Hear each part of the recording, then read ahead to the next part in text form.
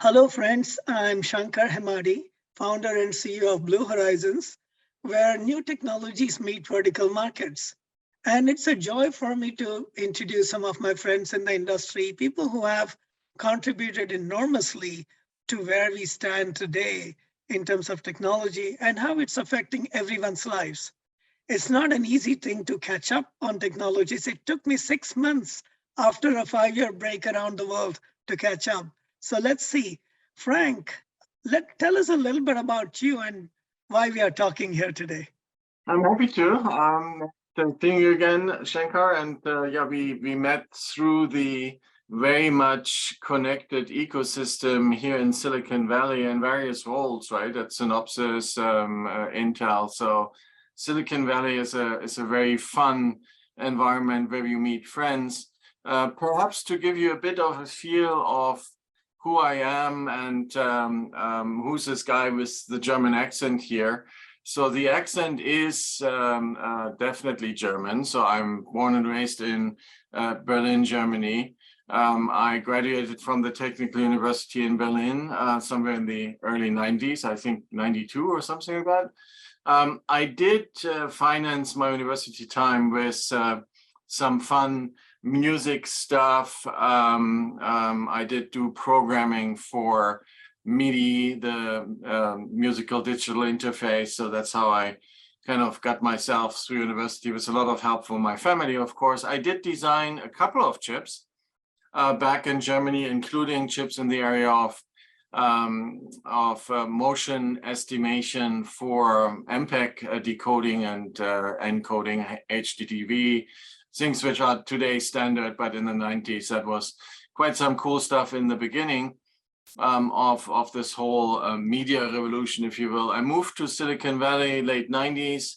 I have been involved in a fair amount of books and coming from a technical side, but then going into technical marketing, dealing with embedded software, dealing with system level design, things like multi-core. So at this time, I have left this Sican company, which was IP building blocks back in the 90s, went to Cadence and then Chip Vision and Imperas and Synopsys here in Silicon Valley. And I was essentially building my career for the last 25 years in Silicon Valley. I'm blogging quite a bit. You can see me here with my LinkedIn profile and the blog up here. So that's kind of how we all stay connected through LinkedIn and writing. At this point in time, I've come full circle from IP development in the 90s, enabling MPEG designs, multimedia designs. I've come full circle again to Arteris IP. There's no, the background here implies Berlin. That's a dome in Berlin, my hometown. Arteris is not from there, but that reminds me while I'm at work on Zoom or wherever that I'm originally from Berlin, Germany. Wow, I just realized we have one more thing in common, and that's music. Tell me about autonomous systems. That's the craze these days, from full self-driving car, all the way to completely autonomous systems. You've been doing a lot in this field. Yeah, so I've been doing a lot in automotive, even back in my time at Synopsys around 2010, 2011. I was involved in some of the early automotive activities there, having been involved from the system level side. So that's when Coware and so forth came into Synopsys. I led part of that system level activities. Same at Cadence later on, dealing a lot with things like functional safety in the context of automotive on the Cadence side. And as I said, come full circle back to IP. I'm now with Arteris IP. That's a network on chip, and we call it system IP company. So we have kind of the arteries, if you will, between the computing and the storage, the network on chip.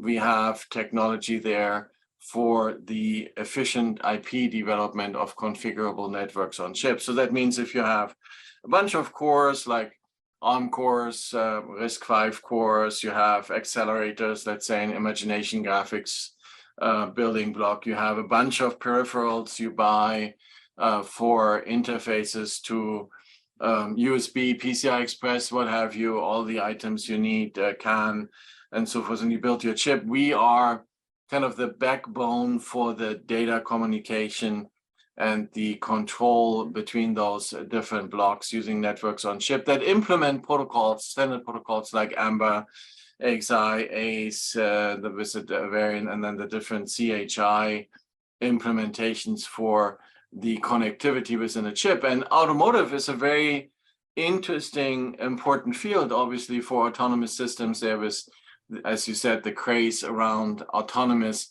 driving. We at Arteris, if you look into our portfolio of building blocks of IP for networks on chip, there's a lot of design starts. We're at this point at more than 600 design starts, more than 3 billion devices shipped. A lot of that in the automotive domain, where one of the key challenges is this digital transformation of automotive, the trend towards zonal architectures. You have, if you look through the car, you have a lot of silicon. It's always interesting to see the car and compare it with mobile and other domains that are very high volume. The car is, in air quotes, only about give or take 100 million devices per year. But then if you look into the amount of silicon in it, we basically see a lot of silicon going on there. And just for us as Arteris, which is the digital IP for the network on chip, if you look at our investor presentation, you see things like there are like the various domains from sensors through the ADAS computing. We are in typically 23 pieces of silicon where we are applicable with some of our technology per car. So if you multiply the 100 million with per year with the amount of silicon in it, you easily get into the mobile domain there. So some of the challenges from a development perspective, if you think about autonomous, is really the notion of safety and reliability, right? So that's a really cool area or a really cool situation we find ourselves in technology, that everything's connected, kind of like the Oscar-winning movie, Everything All at Once, and very much connected here, slightly adapting the title.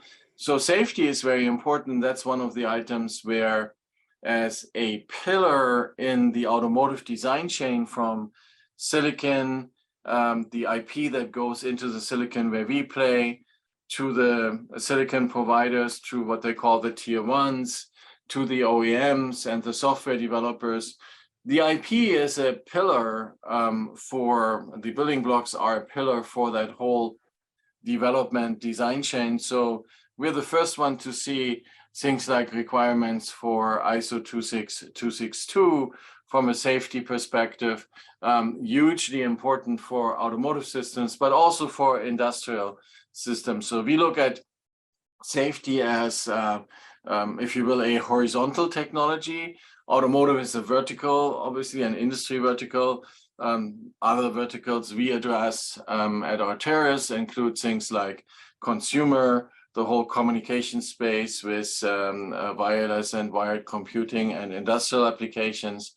So we see functional safety as one of those horizontals that goes across those industry verticals. And it's very important to adhere to standards there, 26262, that goes into two domains. First, our building blocks have essentially inherently, they're enabling the safety that our customers, the safety standards, ASIL B, ASIL D, what have you, that our customers try to achieve in terms of certification.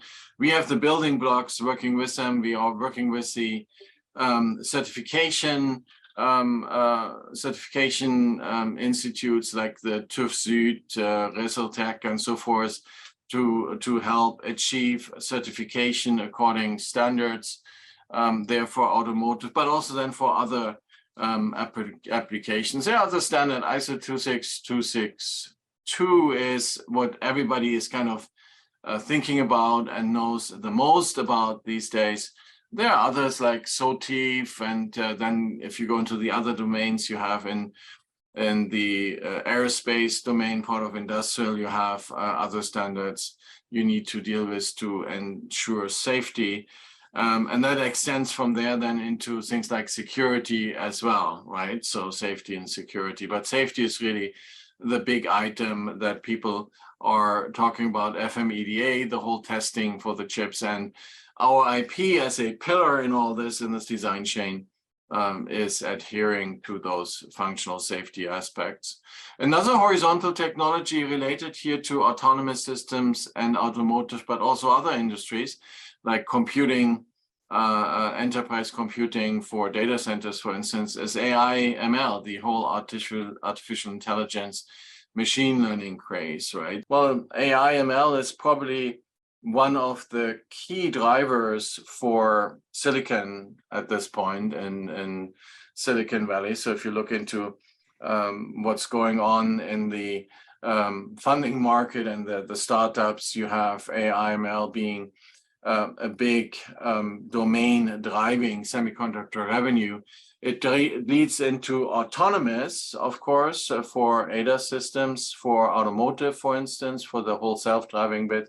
But it extends much further than that, right? So one example, which is a public one, Simma.ai, is a partner of ours. If you look at some of their success stories they talk about on our website and in the press, one of the items they talk about clearly as well, you really want to differentiate when you build an AI/ML system with your specific acceleration for the algorithmic complexity those neural networks need. So you have enough interesting challenges to deal with that, right? If you will. So you don't want to be distracted by having a network on chip to be figured out and sorted out. So that's why they came essentially to us as a partner, providing the network on chip capabilities. This way you can really figure out and focus on the differentiating aspects in AI/ML.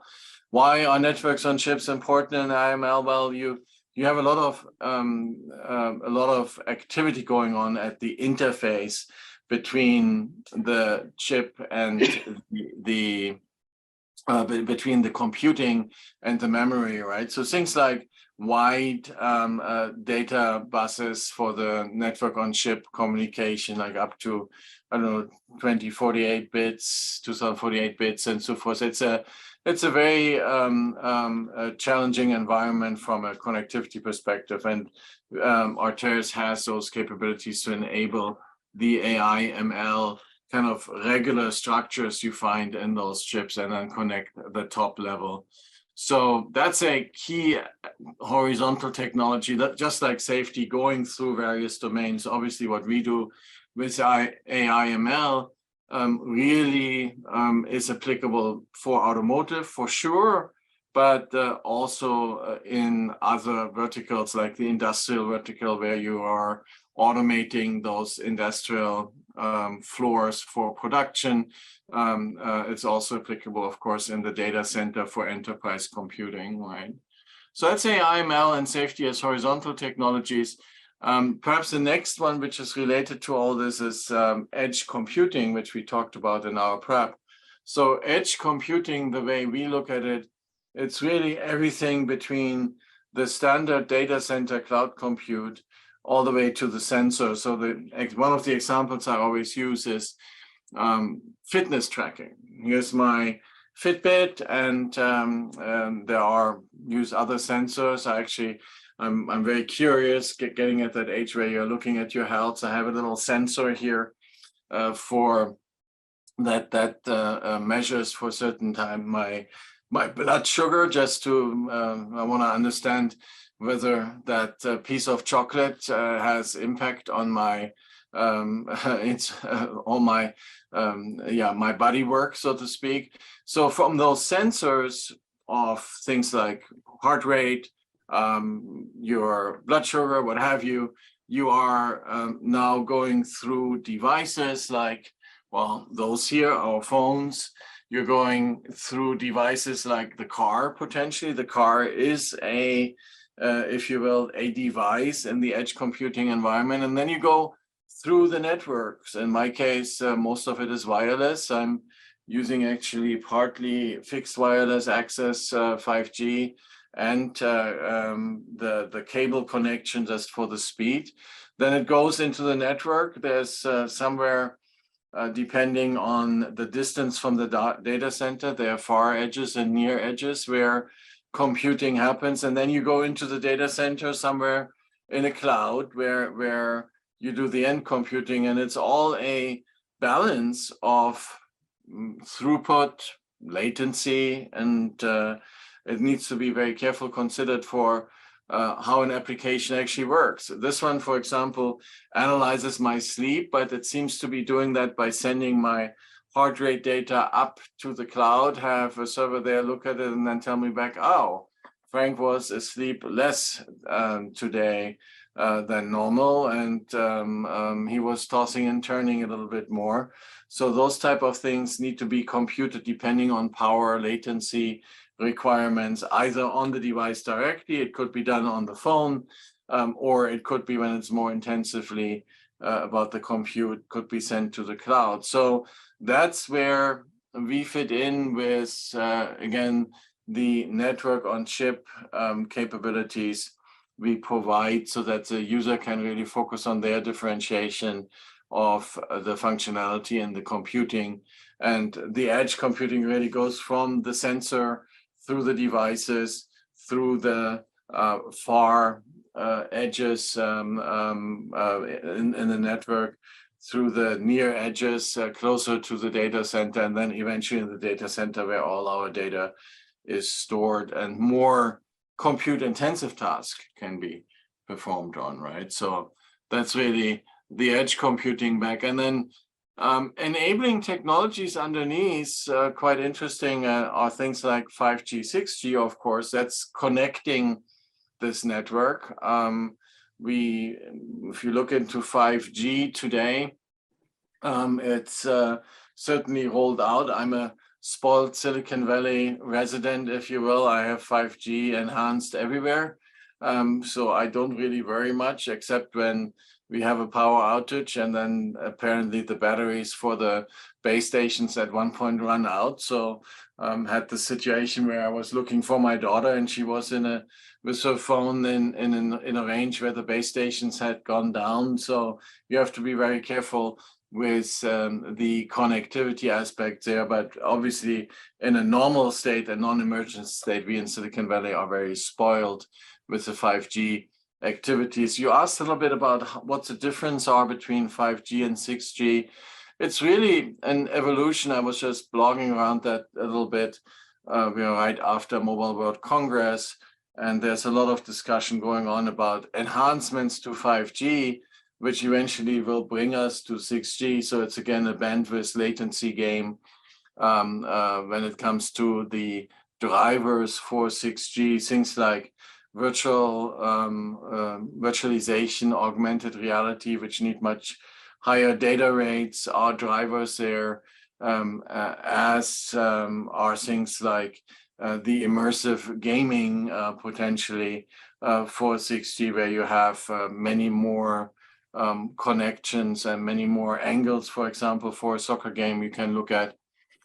So 6G will introduce new bandwidth and new latency requirements there. And it's interesting to see how we get there, because it's not like a switch somewhere in 2028 that says, oh, we are now 6G. You have lots of dot improvements, 5.1, 5.3, that's how I think about it, from the 3GPP as they're evolving the standardization with new improvements towards this next level of 6G, this next level of connectivity. Again, the connectivity within the chips is critical there, and is something which then is a area where we as Arteris with our networks on chip play in. That brings us to other enabling technologies, things like chiplets and the processor architectures, right? So chiplets are really an important aspect we deal with from two perspectives. Obviously, people are running into the yield radical issues, and they simply need to split up the chips into various chiplets, and that's fairly standard for some time now, where you have the compute, the memory, some of the acceleration in different chiplets, you integrate them together. What's really curious there and interesting, and I just wrote about that in a different context for automotive, it's very fascinating to see how the protocols evolve that are needed to transmit data across the chiplet boundaries, right? So if you have things like BOW, bunch of wires, or UCIe as the kind of more physical connection, then you need to still figure out what are the protocols you run across those streaming elements across the chiplets. And that's where then discussions come in. Well, is it CHI based on AMBER? Is it a proprietary protocol? So lots of activity going on in that domain, and we are very closely involved into that because you want to figure out your networks on chips to be talking to each other. And then when you have multiple chiplets, you even need to think out things like the snooping across different chiplets, how they perhaps share a memory and so forth. So the network on chip protocols need to support all that. And that's beyond just the cases where you reach the radical limit and you need to now figure out how to partition things in a more yield-friendly way. It goes also towards really a new chiplet ecosystem where you get to design derivatives very fast by just using different combinations of chiplet. And instead of running a new fab run for a highly integrated system on one chip, you basically now do assembly for the heterogeneous integration there of the different components. And as I said, the protocols for the networks on chip are very crucial and play into that. Another enabling technology we had talked about in the prep is RISC-V. Obviously, we as a network on chip provider, it's all about the protocols we support, AXI, ACE, what have you, different versions of CHI. The processor ecosystem is something we are distinctively neutral on, just as we are with other IP. Right, so we work with ARM, we work with RISC-V, we work with the x86 Intel architecture. So it's not really our place to say which processor choice the user makes. That's really part of the architectural considerations for the applications they deal with. And RISC-V is one of a key drivers for us. In the past, I've written about this since 2014. I found a blog recently where I talked about something called the game of ecosystems. Obviously, being a geeky engineer, Game of Thrones is something we all like. I like, and it's really akin to the different processor architectures, how they worked with each other. In 2014, we still had the MIPS instruction set architecture. We had Open Power, Open Spark, and so forth. RISC-V was just very, very fresh and young. I even in 2014 didn't mention. In 2016, I then looked at that whole ecosystem again, with ARM being very strong in mobile, Intel being very strong in a data center, and then the area we called at the time intelligent systems, today it's IoT, was really a split between MIPS, power, architecture, x86 architecture, and ARM architecture driving the silicon there from a processor architecture perspective. It was quite interesting how that has developed over time, and obviously RISC-V has become such a wave now that it's one of the processor architecture we interface with, but we are distinctively neutral as Arteris, and we work with all processor architectures out there, even the configurable ones.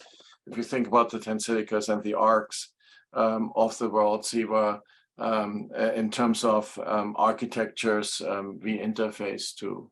So that's kind of the last enabling technology, chiplets, RISC-V underneath. And then in closing, perhaps one of the items very important and interesting is this area of digital twinning. That's kind of like a big topic these days. Digital twinning fits into all this.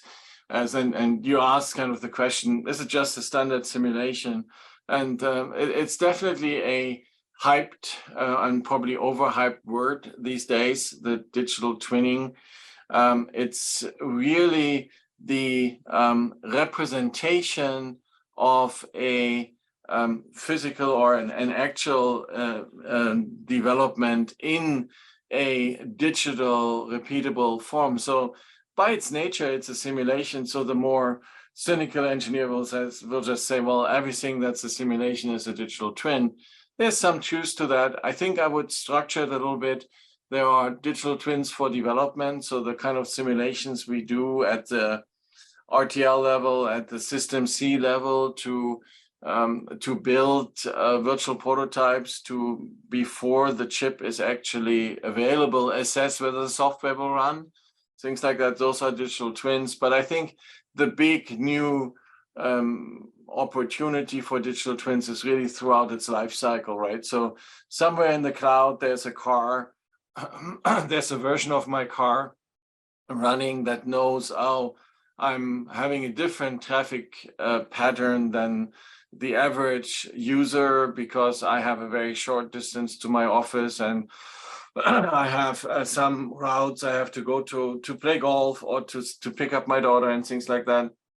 So they will figure out, oh, you probably need to deal with your brakes earlier than average. So we'll send you the notification to go to the dealership to check your brakes earlier than normal, right? So those are types of digital twin life cycle activities we can do. And obviously in the life cycle there, when it comes to our own life, and that's perhaps a good item to close with, health, right? So somewhere there's a digital Frank where the last couple of years of heart rates are stored, and where in principle you could run now a simulation and say, oh, Frank's heart rate right now is kind of abnormally in an abnormal range. Perhaps send him a ping. What's going on? Are you okay?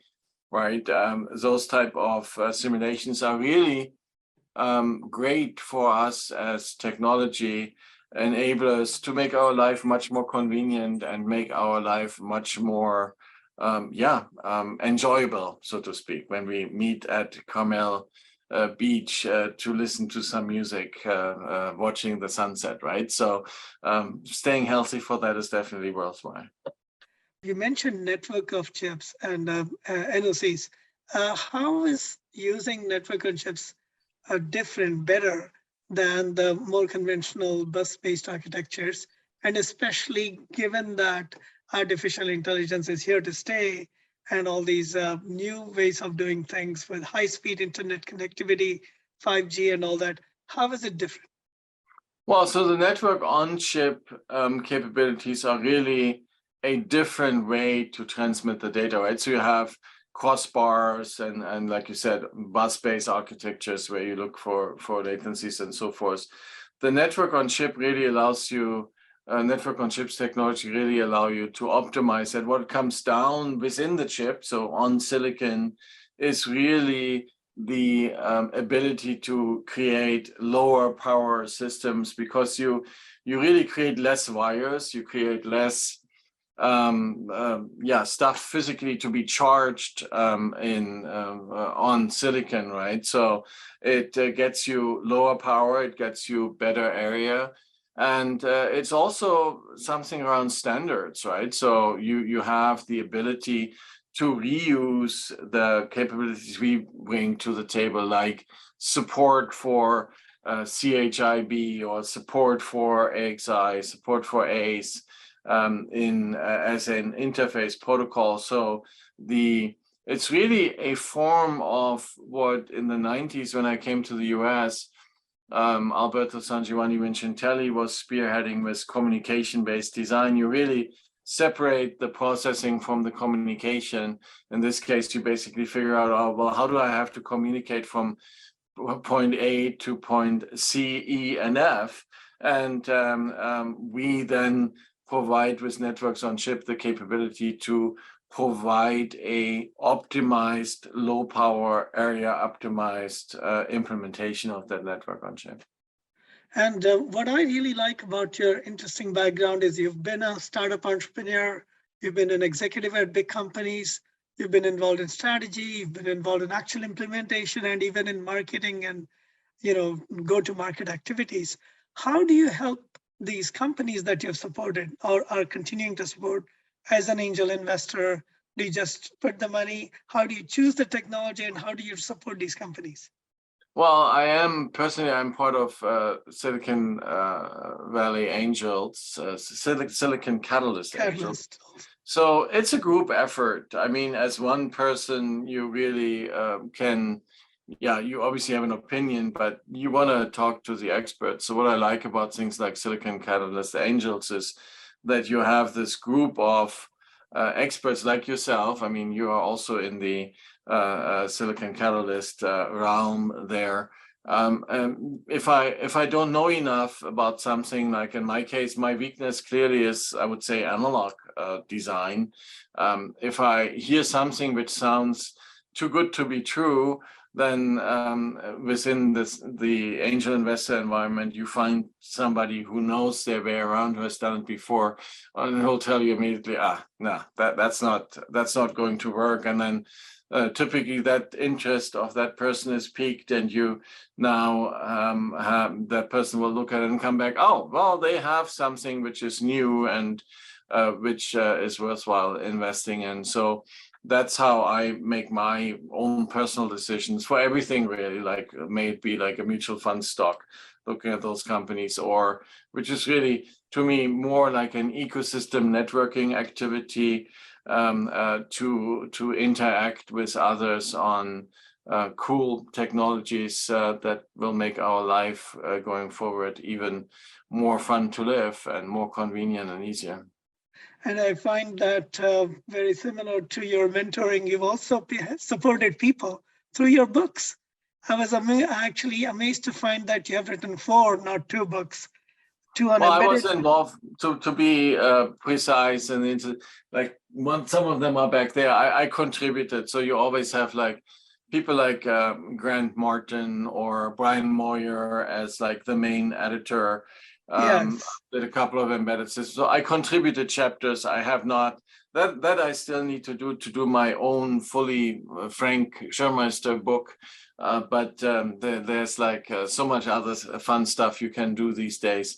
I'm always contributing to those team efforts, and that's very fun and effective. And you learn a lot in interacting with friends on that. And I was curious when your book on music come about, because you've done so much in technology and you're a musician at heart.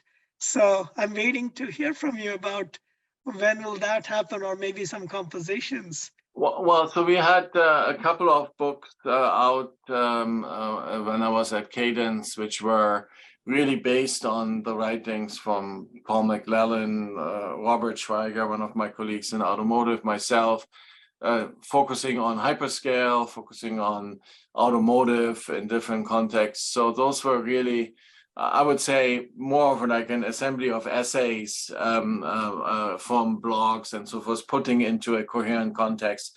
Those are really fun, and there's more to come on that. So obviously with Arteris, I will focus more on the areas I'm interested in as part of the vertical. So as just like your Blue Horizon is like you said, it meets the technology meets verticals.